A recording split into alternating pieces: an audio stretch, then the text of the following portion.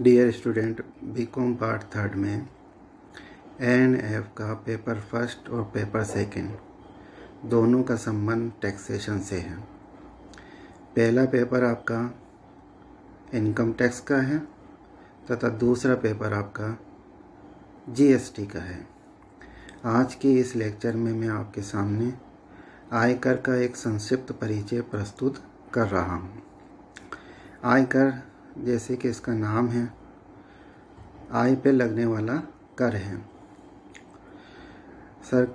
कर को हम यूँ भी डिफाइन कर सकते हैं कि सरकार को अनिवार्य रूप से भुगतान की जाने वाली राशि को कर कहा जाता है। अब सरकार को इसकी आवश्यकता क्यों होती है, तो मैं आपको बताऊं कि जब हमारे देश में राजा महाराजाओं का शासन था तब कर लेने की आवश्यकता नहीं थी।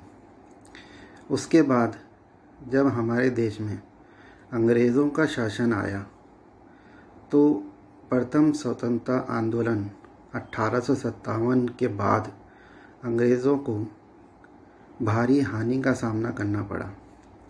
उस हानि से उबरने के लिए उन्होंने सर्वप्रथम भारत में आयकर लागू किया। आयकर एक निश्चित सीमा से अधिक आय होने पर ही लगाया जाता है। 1860 में जब आयकर लागू किया गया तो उस वक्त न्यूनतम सीमा 200 रुपये थी। अर्थात कहने का मतलब ये है कि जिस व्यक्ति की 200 रुपये से कम आय थी उसे कर का भुगतान नहीं करना था। 200 रुपये से ज़्यादा होने की स्थिति में ही आय पर आयकर लगाया गया। 1886 में आयकर अधिनियम बना, उसके बाद 1917 में बना, उसके बाद 1922 में बना। समय समय पे इन अधिनियमों में परिवर्तन होते रहे। आज़ादी के पश्चात हमारे देश में आयकर अधिनियम 1961 तैयार किया गया। इस अधिनियम को 1 अप्रैल 1962 से संपूर्ण भारतवर्ष में लागू कर दिया गया। आयकर के बारे में अधिक जानने से पूर्व मैं आपको बता दूं कि हमारे देश में कर 2 प्रकार के होते हैं। एक प्रत्यक्ष कर है तथा दूसरा अप्रत्यक्ष कर है।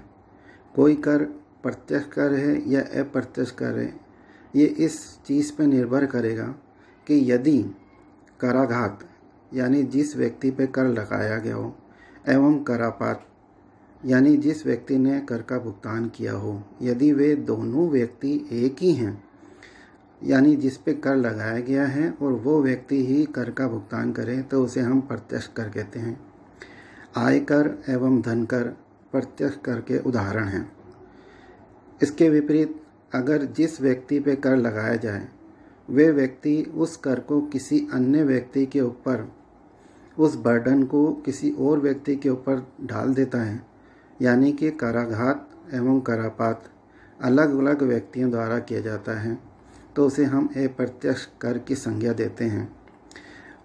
विक्रय कर, एक्साइज ड्यूटी, सर्विस टैक्स आदि ऐसे कर के उदाहरण हैं। आयकर को अच्छे से समझने के लिए हमें निम्नलिखित का अध्ययन हम अपने इस पेपर में करेंगे, जिसमें सर्वप्रथम है आयकर अधिनियम 1961।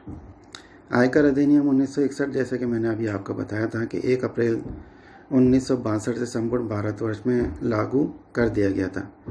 इस अधिनियम में कुल मिला के 298 धाराएं हैं और 14 अनुसूचियाँ हैं। समय समय पे इस अधिनियम में परिवर्तन किया जाता रहा है। उसके बाद दूसरे नंबर पे आयकर नियम 1962 आता है। ये भी 1 अप्रैल 1962 से संपूर्ण भारतवर्ष में लागू कर दिया गया है।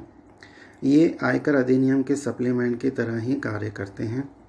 इसमें विभिन्न प्रकार के प्रपत्र तथा गणना का तरीका बताया गया है। उसके बाद तीसरे नंबर पर वित्त विधेयक है।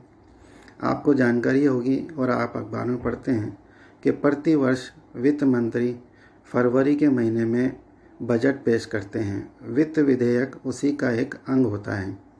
कहने का तात्पर्य ये है कि आयकर अधिनियम तो 1961 से 62 से लागू किया गया है, परंतु प्रति वर्ष वित्त विधेयक पेश करके उसमें परिवर्तन किया जाता है, जैसे आयकर की सीमा बढ़ाई जाती है, कुछ छूटों को बढ़ा दिया जाता है, कुछ छूटों को हटा दिया जाता है। इस सब के संबंध में जो वित्त विधेयक लाता है उसका अध्ययन भी हमको करना पड़ेगा। इसके अलावा central board of direct taxes के परिपत्र समय समय पे वर्ष भर आते रहते हैं, उनका भी अध्ययन हमें करना पड़ेगा। इसी तरीके से गवर्नमेंट भी कई दफ़ा नोटिफिकेशन कर देती है, जैसे कि वित्त विधेयक तो फरवरी में ला दिया जाता है, लेकिन बाद में यदि किसी प्रकार का कोई स्पष्टीकरण गवर्नमेंट देती है तो वो सर्कुलर भी, उनका भी हमको अध्ययन करना पड़ेगा। इसके साथ ही कई दफ़ा करदाता आयकर निर्धारण से संतुष्ट नहीं होता है। ऐसी स्थिति में वो न्यायालय के शरण में जाता है। न्यायालय इस संबंध में जो भी निर्णय देते हैं वे भी यहाँ पर आयकर के निर्धारण में काम आते हैं और करदाता के ऊपर लागू होते हैं। आयकर को समझने के लिए इसकी महत्वपूर्ण परिभाषाओं को जानना भी आपके लिए बहुत आवश्यक है। तो उसमें सबसे पहली है वो करदाता। जैसे कि आप नाम से ही जानते हैं कि करदाता वे व्यक्ति है जो कर चुकाता है। इसी तरीके से डिफाइन किया गया है कि कर चुकाने के लिए उत्तरदायी व्यक्ति को करदाता कहा जाता है। अगर वह स्वयं है, जिंदा है, तो उसको जो भी एक वर्ष के अंदर आय होगी उसके ऊपर वह कर चुकाएगा। यदि वे व्यक्ति कोई अवयस्क है तो उसका अभिभावक, और अगर मान लीजिए वह अनिवासी है तो उसका एजेंट, और पागल आदि है तो उसका कानूनी प्रतिनिधि आदि करदाता माना जाता है। इसके अलावा कुछ आयों के संबंध में टीडीएस की व्यवस्था भी कर रखी है, यानी नियोक्ता या अन्य व्यक्ति, जैसे मान लीजिए कि बैंक आदि हैं, उनको आय का भुगतान करते समय उस पर कर काट लेने की व्यवस्था कर रखी है। यदि वो उस आय पे आयकर नहीं काटते हैं तो ऐसी स्थिति में वे चूक में करदाता माने जाते हैं। दूसरी महत्वपूर्ण परिभाषा है व्यक्ति।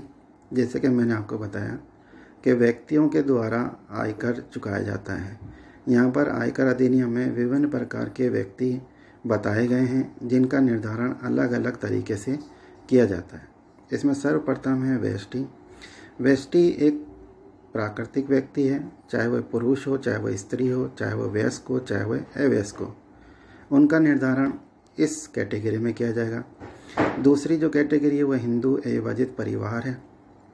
इसका निर्धारण एक परिवार के रूप में किया जाता है। अगर कोई परिवार ये चाहता है कि उसकी पैतृक संपत्तियों के ऊपर हिंदू अविभाजित परिवार की तरह गणना की जाए तो वो किया जा सकता है। परिवार के लिए कम से कम 2 सदस्यों का होना आवश्यक है। इसी प्रकार से हमने पूर्व की कक्षाओं में देखा है कि व्यापार के जो स्वरूप होते हैं उसमें एक स्वरूप फर्म होता है, कंपनी होता है। यहाँ पर इनका भी निर्धारण करने के लिए अलग अलग निर्धारित किया जाएगा।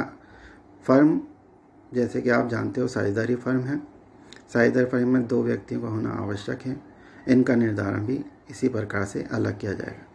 कंपनी के बारे में मैंने आपको बता रखा है, जो पूर्व की कक्षाओं में भी हमने पढ़ा है कि कंपनी एक कृत्रिम व्यक्ति होती है जिसका सदस्यों से पृथक अस्तित्व होता है, जो किसी व्यापार के लाभ के लिए गणना की जाती है। तो इस कैटेगरी में, यानी कंपनी ने जो लाभ कमाया है उसकी गणना के तरीका अलग है, वो इस कैटेगरी में हम ज्ञात करेंगे।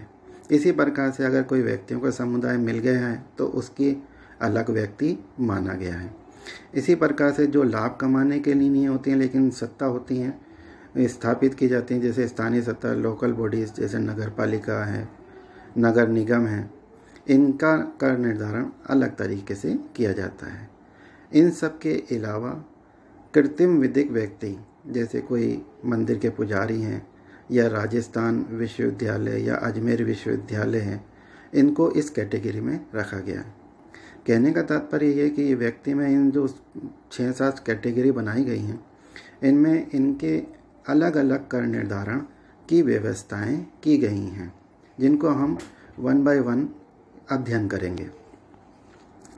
इसके बाद, जैसे कि मैंने आपको बताया और हमने पूर्व की कक्षाओं में भी पढ़ा है कि हम एक वित्तीय वर्ष होता है, इसी प्रकार से आयकर अधिनियम में यहाँ पर आप बार बार दो तरीके के वर्ष देखेंगे, जिसमें से पहले का नाम है कर निर्धारण वर्ष और दूसरे का नाम है गत वर्ष। कर निर्धारण वर्ष से तात्पर्य वे वर्ष हैं गत वर्ष के तुरंत बाद आने वाले 12 माह की अवधि, जो 1 अप्रैल से चालू होता है और अगले वर्ष की 31 मार्च को समाप्त होता है। इसको इस तरीके से भी कह सकते हैं कि गत वर्ष के तुरंत बाद वाला वर्ष को कर निर्धारण वर्ष कहते हैं। इसको इस तरीके से भी कह सकते हैं कि जिस वर्ष में आय कर का निर्धारण किया जाता है वे कर निर्धारण वर्ष कहलाता है। गत वर्ष किसे कहते हैं कि ये वर्ष लगभग वित्तीय वर्ष के समान होता है, जो 1 अप्रैल से चालू होता है और अगले वर्ष की 31 मार्च को समाप्त होता है। ये कर निर्धारण वर्ष से तुरंत पहले वाले वर्ष का वित्तीय वर्ष होता है। जैसे कि आप लोग जानते हैं कि जिस वर्ष में आय कमाई जाएगी वे गत वर्ष कहलाएगा और जिस वर्ष में कर चुकाया जाएगा वे कर निर्धारण वर्ष किया जाएगा। तो आय अर्जित करने वाले वर्ष को हम यहाँ पर गत वर्ष में कहते हैं, जिस पे कर का भुगतान अगले वर्ष यानी कर निर्धारण वर्ष में किया जाता है। सामान्यतः इसी पद्धति को अपनाया जाता है, यानी कि गत वर्ष की आय पे कर निर्धारण वर्ष में कर का भुगतान किया जाता है और निर्धारण किया जाता है। लेकिन कुछ परिस्थितियां ऐसी हैं जिनमें गत वर्ष में ही आयकर का निर्धारण और भुगतान किया जाता है। जैसे यदि कोई अनिवासी व्यक्ति है तो उसे समुद्री जहाज से जो आय हुई है उसका कर निर्धारण गत वर्ष में ही किया जाएगा। यदि कोई व्यक्ति भारतवर्ष से बाहर जा रहा है, विदेश जा रहा है, और कर निर्धारण अधिकारी को ये लगता है कि ये व्यक्ति वापस दोबारा इस गत वर्ष में नहीं आएगा तो उसका कर निर्धारण उसी वर्ष में किया जाएगा। इसके अलावा यदि कोई व्यवसाय बंद हो रहा है तो ऐसी स्थिति में भी गत वर्ष में ही उस व्यवसाय का कर निर्धारण कर दिया जाएगा। आप जितने भी प्रश्न सॉल्व करेंगे उसमें देखेंगे कि जो आपको समस्या दी जाएगी उसके निस्तारण के लिए उसको सोल्व करते समय आपको गत वर्ष और कर निर्धारण वर्ष को ध्यान में रखना होता है। इस वर्ष के लिए गत वर्ष 2019-20 है तथा जिसका कर निर्धारण वर्ष 2020-2021 है। इसी प्रकार से एक महत्वपूर्ण परिभाषा है आय। जैसे कि आप जानते हैं कि आयकर आय पे लगता है, इसलिए आय की परिभाषा को जानना भी बहुत महत्वपूर्ण है। आयकर अधिनियम 1961 की धारा 224 में आय की कोई परिभाषा तो नहीं दी गई, लेकिन ये बताया गया है कि इसमें निम्नलिखित शामिल किए जाते हैं। जैसे कि यदि कोई व्यक्ति कर्मचारी है तो उसको अपने नियोक्ता से जो वेतन प्राप्त होता है, भत्ते प्राप्त होते हैं, उसको आय में शामिल किया जाता है। ये सभी मौद्रिक रूप में होते हैं। इसके अलावा यदि कर्मचारी को अमौद्रिक सुविधाएं भी मिली हों, जैसे जिनको हम अनुलाभ बोलते हैं, तो उसको भी आय में शामिल किया जाता है। पूर्व की कक्षाओं में हमने देखा है कि कोई व्यापार है, चाहे वो एकल व्यापारी हो, साझेदारी हो या कंपनी हो, तो हम उसके लाभ ज्ञात करते हैं। इन लाभ को भी आय के रूप में माना जाता है। इसी प्रकार से यदि कोई कंपनी लाभांश का भुगतान करती है तो उसको भी आय में शामिल किया जाएगा। जो ट्रस्ट आदि होते हैं उनको चंदे प्राप्त होते हैं, इन चंदों को भी आय में शामिल किया जाता है। इसी प्रकार से यदि कोई कंपनी महत्वपूर्ण बीमा पॉलिसी कराती है किन्हीं व्यक्तियों के संबंध में, तो उसके संबंध में जो राशि प्राप्त हुई है या बोनस प्राप्त हुआ है उसको भी आय में शामिल किया जाता है।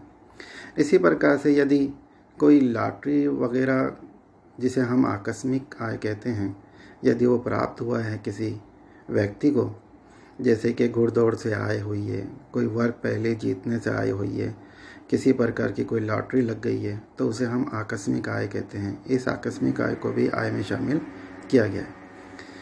यदि करदाता की कोई पूंजी संपत्ति हो और उस पूंजी संपत्ति को उसने गत वर्ष में हस्तांतरित किया हो, तो उसके हस्तांतरण से होने वाले पूंजी लाभ को भी आय में शामिल किया जाता है।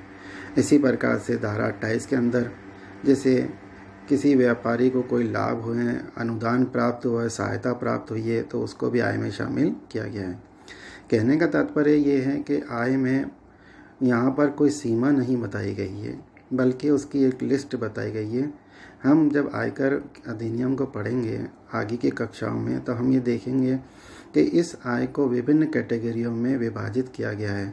मोटे तौर पर यहाँ पर आपको देखने को मिलेगा कि इनको 5 भागों में विभाजित किया गया है। यानी वेतन से आय है, किसी संपत्ति यानी जो मकान संपत्ति है उसको किराए पर उठाने से होने वाली आय, उसके बाद व्यापार अथवा पेशे से आय, उसके पश्चात अन्य साधनों से, और यहाँ पर पूंजी लाभ से जो अलग अलग व्यवस्थाएं हैं उनके अंतर्गत हम आय को ज्ञात करेंगे और फिर उस आय के ऊपर आयकर की गणना की जाएगी।